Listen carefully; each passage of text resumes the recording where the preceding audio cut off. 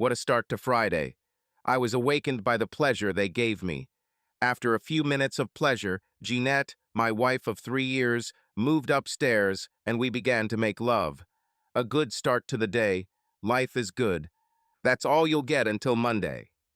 Are you afraid that others will be jealous when they hear your cries of joy? Something like that.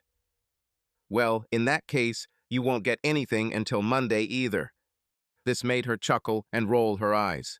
And that's how our Friday began. We both took the day off. Jeanette also took Monday off. I didn't have many vacation days left, so we were going to go back Sunday night, so I could go to work on Monday. We were heading to the mountains for a weekend of skiing. Jeanette's best friend, Tatiana, and her husband, Steve, rented a cabin with us 5 miles from the ski resort. Last year, we already made the same trip with them. Another couple was scheduled to join us on Saturday.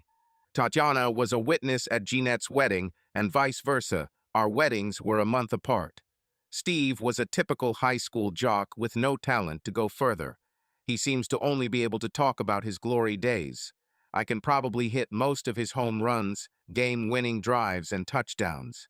For some reason, Jeanette listens to every story he tells. Perhaps it's because she was also an athlete in school. She and Tatiana were starting players on the volleyball and basketball teams. They have the same figure, both approaching 6 slender feet tall. Probably because Tatiana had heard these stories many more times than I had, she simply stared into space as Steve told his stories. This does not mean that I did not participate in school sports activities. I was the starting point guard on the junior varsity team 3 years in a row. High school students are not allowed to play on the junior team, so I focused on college prep classes. Even though Steve has a degree, I would never hire him. In fact, all 4 of us have degrees. I'm 10 credits away from finishing my master's degree. I still need to write my thesis, and this may delay the process. According to my mentor, I should plan something around 60 pages. I have made a plan, but it will be a challenge to my abilities. As it should be, probably. Having a master's degree says something to employers.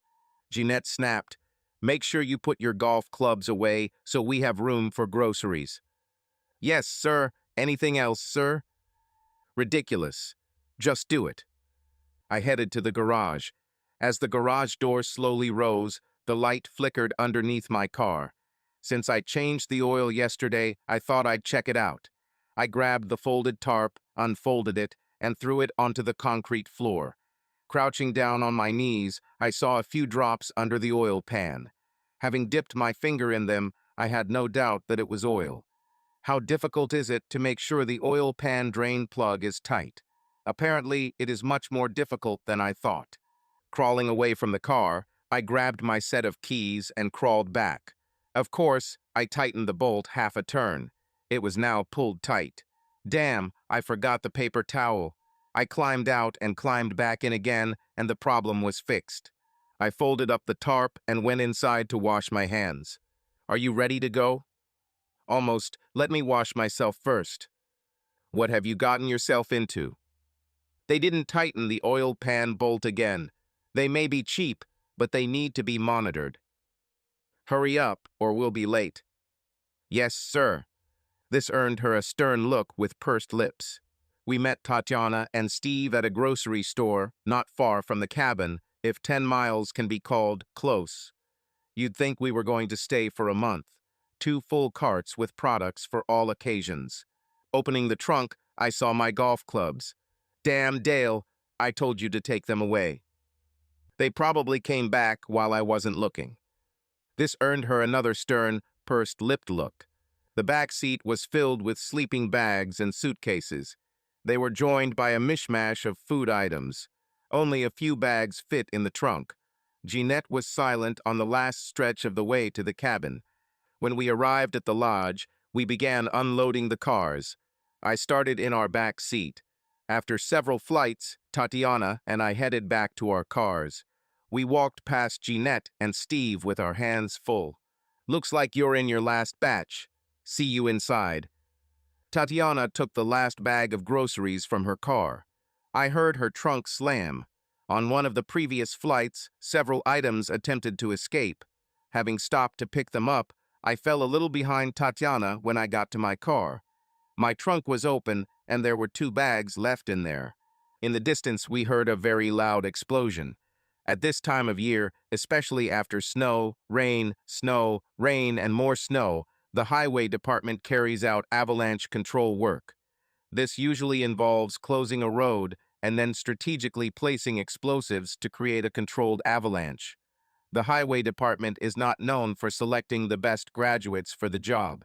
Tatiana and I looked at the mountain and saw the beginning of a small avalanche.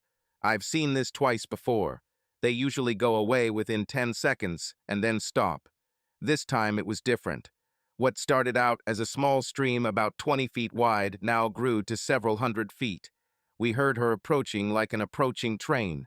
Damn, she's coming towards us. In the car, in the car. Slamming the trunk, I jumped into the driver's seat, and Tatiana climbed into the passenger seat. The noise of the approaching avalanche was terrible. We both watched in horror as the mountain of snow approached. Prepare to strike. I pressed my head against the steering wheel. Tatiana curled up into a ball, raising her knees to her chest. The impact threw my car like a puck on ice. We hit something hard a few seconds later, although it seemed like it lasted a full minute. At some point, I heard Tatiana scream, like a teenager on a roller coaster on the first descent. My heart almost broke. The pulse was above 100. My head hurts. It was completely dark. I'm alive. Are you okay, Tatiana? I think so. My head hurts a little. I hit the dashboard really hard. I think we're tilted. I agree, your side is higher than mine. I found the ceiling light switch and turned it on. Voila, let there be light. Tatiana said worriedly, you have blood above your right eye. Check me out. Nice hair, slender, sweet smile. What exactly should I check? Laughing, I guess I didn't bleed. At least where I can see, I winked. Tatiana blushed. We sat quietly for several minutes. I tried to open my door, but we were tightly squeezed. In front to the right, there was a large dark space without snow. The light was weak, but it seemed as if several large trees had made a roof over us. If we can get into this hole, we will have enough oxygen for several days.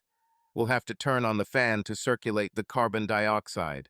It is not the lack of oxygen that kills, but the increased level of CO2. Did you happen to take the last bag of groceries? Tatiana shook her head and asked, do you think Steve and Jeanette survived? I don't know. I've never seen houses survive avalanches of this magnitude. My heart sank. What if Jeanette didn't survive? My eyes flickered and I wiped away a few tears. Looking at Tatiana, I saw that she was doing the same. Tatiana thought, I guess we haven't completely survived yet, right? Not until we breathe that fresh air. I wonder if anyone will realize we're buried. I pressed the horn. It worked. At least we have a way to signal the rescuers. Every hour or so, or when we hear something, we'll signal. After an hour of almost complete silence, Tatiana announced, I don't want to die. I agree. I didn't know that today was my last day on Earth. Even though we have no contact, I'm going to jot down some messages for the ones I love to let them know how much I love them. What a great idea. It's a shame I don't have my phone with me. I would do the same thing. You can use my phone. I wrote for about 10 minutes until emotions overwhelmed me. Handing the phone to Tatiana, she experienced the same feelings. We passed the phone back and forth for the next 2 hours. Each of us composed several messages from the other world. We didn't hear anything. The battery held up well, but we now turned off the lights when we rested. I'm cold, Tatiana said excitedly. I wish we'd emptied the trunk first. The sleeping bags would have been in the back seat. Hey, I have golf clubs in the trunk. There's a way to get into the trunk by lowering the back seats. I've got winter gloves and a rain suit there. I think there is, and windbreakers. Climbing into the back seat, I found the release lever. He was still working. Using my phone for light, I stuck my head in the trunk. After a minute, I pulled out gloves, hats, jackets, and a pair of rain pants. I also grabbed the last 2 bags of groceries. Yummy celery sticks, frozen cauliflower, and chips were the main course. We won't die of hunger. Remembering that I had several energy drinks in my golf bag, I reached into the trunk again. When I returned, I couldn't help but laugh when I saw Tatiana in golf equipment. Warmer? Yeah, that really helps. Would you like a celery stick? If it's not too difficult, I'll make an exception for you. I stretched out in the back seat and put on the remaining golf gear. Tatiana lowered the passenger seat as far as possible. It's a pity that we don't have a blanket, Tatiana said. Hey, I have little towels that I use to clean my clubs. We can cover our faces with them. I went back to the trunk and got both golf towels. I suggested, we could remove the rugs. It won't do much, but it might help. That's what we did. Everyone took one mat from the front and back. We threw them over ourselves, then covered our faces with small towels. It really helped. We closed our eyes and rested. When I woke up, I realized that I had slept for 2 hours. Tatiana was still purring, what women call their snoring. Instead of waking her up, I teased the horn with an sauce signal of 3 short, 3 long, and 3 short blasts. Tatiana quietly repeated, "Please, please, please." We were silent for a minute, and then we heard it stupid. I repeated the sauce signal. Then, eureka, their probe hit my car. I pressed the horn and didn't let go until the probe hit the car again. We will be saved. Soon, several probes began touching the machine. For each, I was rewarded with a signal. Even when you know that you will be rescued, the longer it takes, the more anxiety there is. What's taking so long? Tatiana pressed herself against me as I leaned over in the driver's seat. Periodically, another probe would hit the car. Then we heard voices, almost there. Hold on. The sound of metal on metal has never felt so good. I pressed the horn again. The miner's light broke through the snow. An elderly man, wrapped up, smiled at us. He cleared the snow from the driver's door. I tried to open the door, but there was too much snow to move it. A few more minutes of clearing, and the door began to open. The sound of him shoveling against the door was replaced by the door opening 6 inches. Thank you, thank you, thank you. You're welcome, the man replied. Helping me and then Tatiana get to the surface, we were met by darkness. About 20 people with burning miners' lamps stood nearby. They covered us with blankets, offered us a bottle of water, and then strapped us into the sled. Is the house still standing? Which house? My heart sank. We were at the house at 24269 Pine Way. There were 2 other people there. He repeated my information into his microphone. After some negotiations, he approached again. We haven't found that cabin yet. It's too dark right now, but we'll be back in the morning. Let's get you to the hospital. You were under almost 15 feet of snow. We detected your car horn this afternoon, so we worked until night. Ready? Tatiana clung to me, hugging my waist, and we were taken on a sleigh to the ambulance. After a warm ride, we found ourselves in the waiting room, attracting a lot of attention. I needed 2 stitches above my right eyebrow. That was all our injuries were limited to. We were well hydrated. There were no signs of critical hypothermia. However, we spent the night in the hospital receiving fluids and slowly getting our body temperature back to normal. In the morning, Tatiana was released first, but she waited for me. I talked to the rescuers. They found the house, and there are signs of life. My heart began to sing. I picked up Tatiana and spun her around. Yes. Lowering it, she kissed me on the cheek. Thank you. For what? For being a real gentleman. You were so calm. I don't know if I could have done it alone. With Steve, it would have been different. He would have gone completely mad. Thank you again. You're welcome, and thank you. You stayed calm, which only helped me. Who's in charge? I found him in the cafeteria. Apparently, they set up a command center there. Let's go. The next 2 hours were unbearable. No news from rescuers. Around 12:30, we received the news. From the main one, there are two alive. We need to bring in heavy equipment since the walls of the house have collapsed. It seems that they were lucky to be in a place that was not completely destroyed. Any idea how long the rescue will take? It's too early to tell. I was over the moon. Both are alive. Please don't do any more harm with your bulldozers. Then more waiting. A couple of hours later, we heard an update. Both rescued. They'll be here in half an hour. My eyes started to fog up. Thank you. Tatiana and I hugged. My phone was ringing off the hook with calls from relatives. No one knew that we went skiing and did not connect the avalanche with our trip. Now everyone was in a panic. I met the stretcher with Jeanette, and Tatiana did the same with Steve. Both were tearful reunions. We were not allowed into their chambers until dinner. For the first 10 minutes, we just hugged and whispered, "I love you." "Hi, honey. How was your weekend?" "A lot of snow. Do you have it?" "Now that you mention it, yes, there were a few snowflakes." Her giggles were music to my ears. Her kisses were warm and her hugs divine. Tatiana and I managed to jump into my car before the impact. "How did you survive?" "Pure luck. We heard a loud roar and then a boom, and everything started to collapse. We had just put things in the kitchen when it happened. I thought I was going to die, but when the noise died down, I realized that I survived. It was dark, and I heard Steve groan. We had about 3 feet of space. We were in a space about 10 by 20 feet. That's really lucky.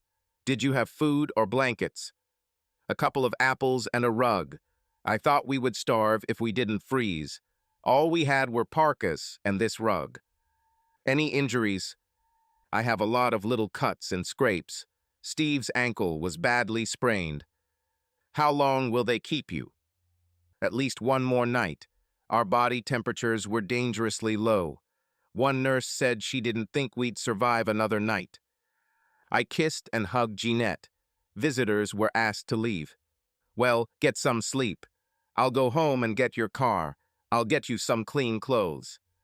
Jeanette nodded, but then, almost in a panic, she begged, "Dale, just leave them. I don't want to be reminded of this. I'll throw them away." Her hands reached for the bag I was holding. "Really, Jeanette, it's not a problem. You'll never remember that these were the same things. They're almost new. I can handle it. Dale, just give them to me. Please. Get a good night's sleep. See you in the morning." "Dale, give me the damn bag." "Jeanette, you're on edge. Good night. See you in the morning."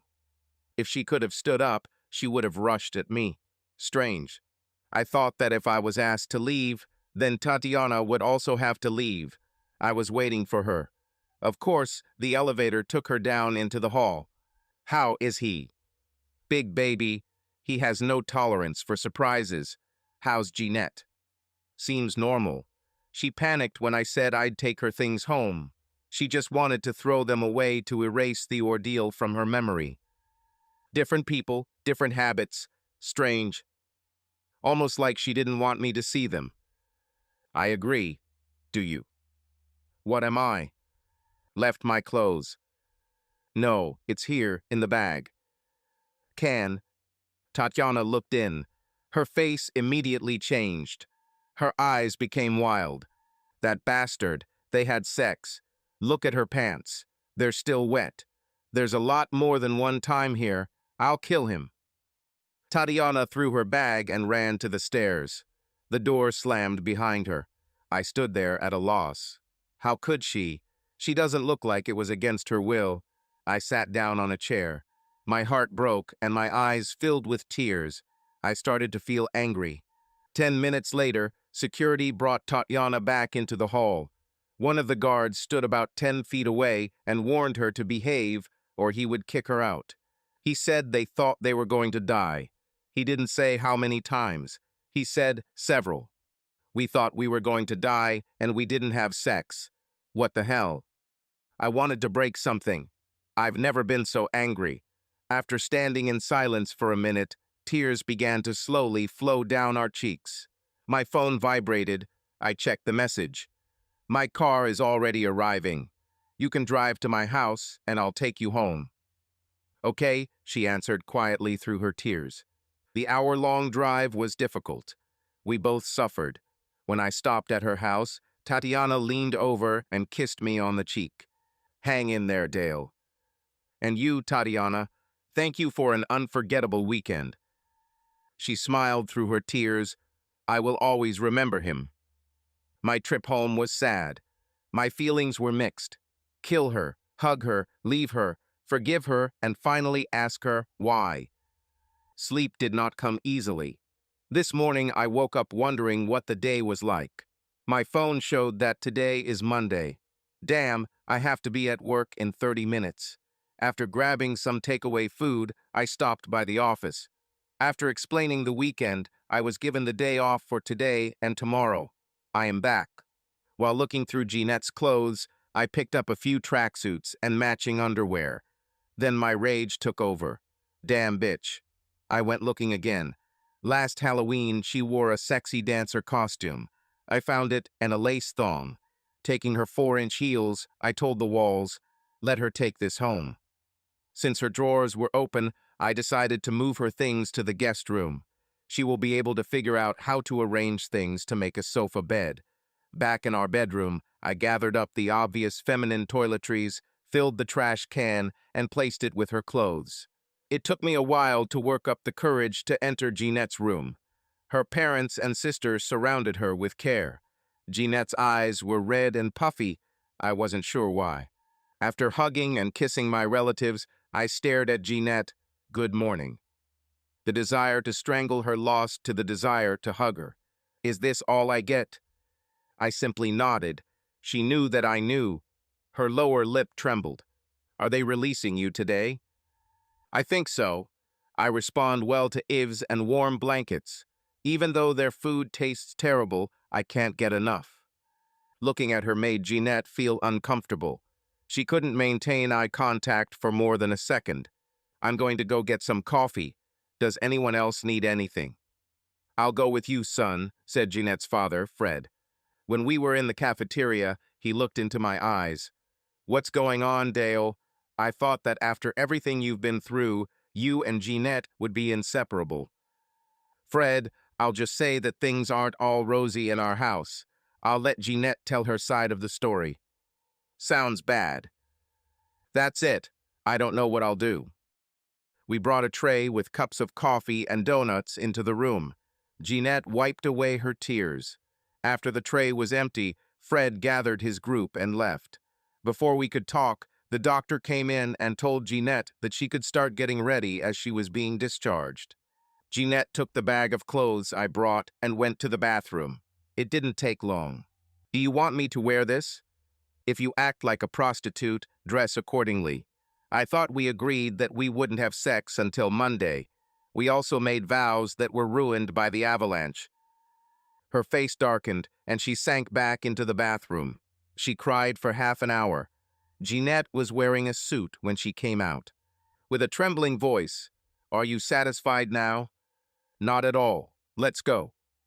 A nurse came with a wheelchair. The expression on her face was full of amazement. I went out to drive the car to the exit. Everyone looked at Jeanette as she climbed out of the wheelchair and walked towards the passenger door. I didn't bother going out to help her. The silence lasted about 5 minutes. We thought we were going to die, Dale. So did we, but we didn't have sex like rabbits.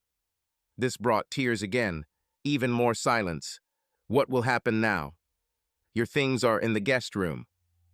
The rest of the way, only her quiet sobs could be heard. As we pulled up to our house, she summoned the courage to whisper, "I'm sorry." And I'm sorry. With my car destroyed by the avalanche, I began the process of getting insurance. After booking a ride to the car rental place, I rented a temporary car. On the way home, I realized that I didn't want to be around Jeanette. I sent her a message. "Don't wait for me, I'll come someday." Her response was quick. "Please come home, Dale. We can't solve anything if we don't talk." Too early. I spent the evening at a sports bar watching college basketball and NHL hockey. Cheating husbands seemed to give off a special smell. A few hours later, my waitress asked if I was recovering from my wife's infidelity. She warned that alcohol would not help solve my problems. I agreed. Jeanette was waiting for me when I arrived around 1:30 am. I was worried about you. My drunken response was something like, I didn't care about you. Pushing away her attempts to hug and kiss me, I closed the door to my bedroom and collapsed in the middle of the bed. That's where I found myself when my bladder made itself known. It was almost 10 am. Jeanette left a note saying she was at work and that she loved me. I couldn't stay at home because there were too many good memories there, which only increased my rage. After getting dressed for work, I arrived at the office around noon and worked until 9 in the evening. Are you coming home today? Can I make dinner? Too early. After stopping to eat, I returned around 10 p.m. I had to work in the morning and couldn't afford a hangover. Jeanette lay curled up on the sofa. For the first time since Monday, her eyes weren't red and puffy. We need to talk. Please don't push me away. What can I talk about? You thought you were going to die and decided to have sex to the death. You do not understand. What don't I understand? Tatiana and I talked for a long time about death. Our communication was verbal, not sexual. We had the same fears as you. Will we freeze to death? Will we die of hunger? Will our skeletons be found in the spring? When will the snow melt? But unlike you, we were still wondering if you survived. How were your fears different? Tears appeared again. They weren't different. We were talking about you. And then you decided we were probably dead. Let's have sex. Dale, no, it wasn't like that. So why? I don't know. I guess I was weak and scared. I'm not as strong as you. Are you going to divorce me? I don't want a divorce. I really don't know. My skin gets goosebumps whenever I'm around you. The pain of betrayal is still too strong. Can I at least get a hug? Opening her arms, Jeanette didn't hesitate to pull me close to her. Her sobs lasted several minutes before our embrace stopped. Good night, Jeanette. See you tomorrow. Good night, Dale. I love you. This was my first experience with betrayal. If I had gone through this once or twice in school or college, I would have known what would happen tomorrow. But now I wasn't sure. I just couldn't understand how love gave way to lust. We lived in opposition for the next few weeks. I would really like to have Tatiana's phone number. Is she divorcing Steve? If so, will she move? Have you spoken to Tatiana? Not since she burst into my room on Monday morning. She forbade me to ever contact her again. Her words were harsh and rude. She praised you for being a gentleman and her hero. She said that you knew. That's why I cried when you came. Did you tell your parents? Fred immediately became suspicious. Not really. I hope we can overcome this. But the way things are going, it's unlikely, right? I thought our love was burning bright, but you put it out. I just don't feel special around you. Something inside of me died. Let's see how this month goes, and then I'll decide. Jeanette's eyes sparkled with tears. My soul was dead. I didn't feel anything. 4 more weeks, and I was still emotionally dead around Jeanette. Jeanette, where do we stand? Can you give me one reason why we shouldn't break up? Because you're giving up on us. I did something I'll regret for the rest of my life, but it wasn't planned. It just happened. Bullshit. Nothing happens for nothing. It happened because you wanted it to. Jeanette was very annoyed. That's not true. Damn, what if you and Tatiana had sex too? Remaining as calm as he could. So, this is the game you want to play, okay? How long have you been lovers? It must have been great to be with Steve again, huh? Maybe this is the first time with Steve, but I wonder how long it's been. Jeanette curled into a ball, tucking her knees to her chest. Each of my accusations was like a slap in the face. I continued, did you use our bedroom or just some motels? Whatever you did, you managed to keep me in the dark. There, are you happy now? I'm sorry, Dale. I shouldn't have said that. There are no others. There never were others. It was just a terrible decision on my part, and only when we were trapped. Please, can we try to get through this? I'll tell you one thing, Jeanette. You just sealed our fate. I wanted a woman who was strong enough to resist.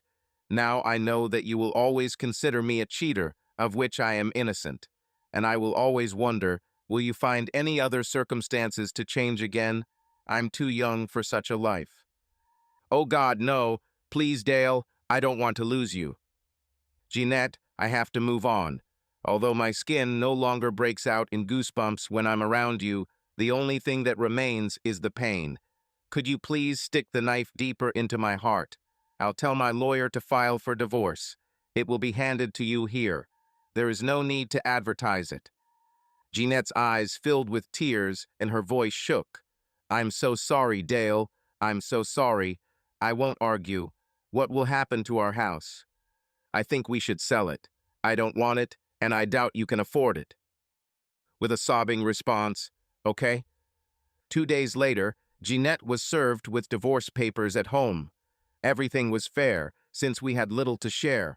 I had to pay a nominal amount of child support for 2 years.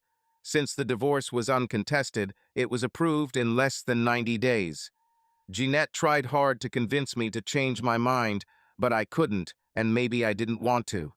I moved shortly after applying. As predicted, Jeanette couldn't afford the mortgage, and the house was sold. We divided the small remaining amount in half. Jeanette initially moved in with her parents. A few months later, she moved, but I don't know where. When I think about her, I just get angry and sad again. Revenge on Steve was tempting, but he wasn't worth it. If he's smart, he'll avoid me because I might change my mind about revenge. While the divorce was in progress, I devoted my evenings and weekends to completing my master's degree. Some of my old friends tried to find me new girlfriends. Even though I went on a few dates, I was still emotionally dead. The thought of starting a new relationship did not bring joy. Is this really what lies ahead for me? Although I wanted someone to share my joy, only my family members were present at the graduation ceremony. 5 months have passed since the avalanche occurred.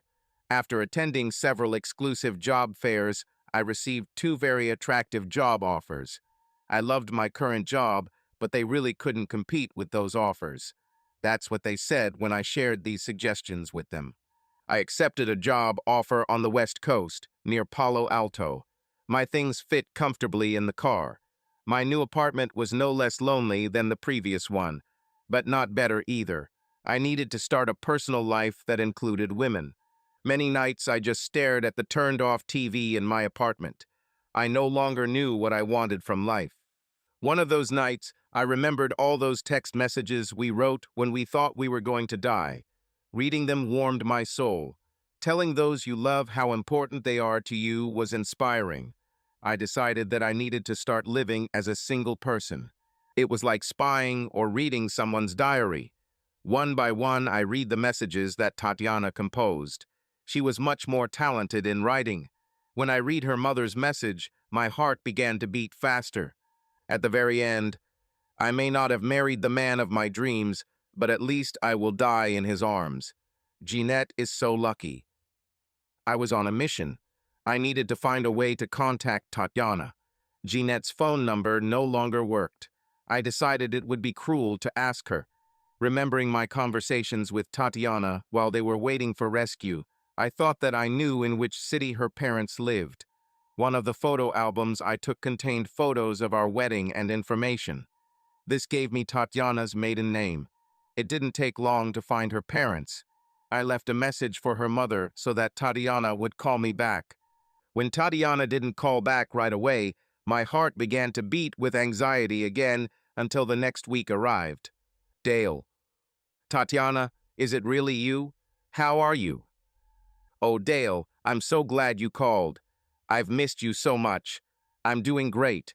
What's new with you? Well, let's see. I finally got my master's degree and accepted a job offer on the West Coast. I've only been here a month. Is Jeanette with you? No, I just couldn't get over it. We got divorced a few months ago. What about you? Still with Steve? No, same as you. We lived together for a couple of months, but it was too much for me. God, I'm so glad you called. What prompted you to do this? Last week, I had another regretful night and found those text messages we wrote when we thought we were going to die. Reading them made me feel better. Wow, I completely forgot about them. Oops, I guess you read mine too. The man of your dreams, huh?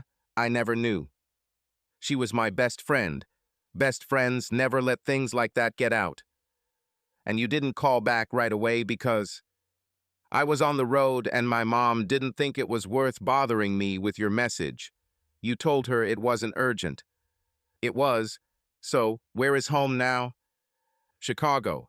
You said West Coast. Where exactly? Palo Alto. We have an office in San Jose. How close is that? Palo Alto is about 20 miles from San Jose, which is the airport I usually use. Maybe I'll try to convince the boss to let me visit that office. Or I should think about going to the Windy City. Seriously, Dale, it would be so great to see you. I didn't have anything planned for this weekend. I know exactly where O'Hara is, so I can meet you. How about I check flights for Friday night? Can you find a place for me to stay? Yeah, I'll work on it. Well, I don't want any problems with your boyfriends. I'll deal with them. Are you sure your girls will let you leave without them? Like you, I'll deal with them. If it gets really bad, I'll take a couple with me. Great idea. They can entertain my boyfriends while we play checkers. I love your sense of humor, Tatiana. And that's one of the many things I love about you, Dale. We talked for another hour and a half. It was so nice to hear her voice again. So many good memories came flooding back. It was hard for me not to think about Jeanette, but I managed. On Friday, I went to work early and left around 11 a.m.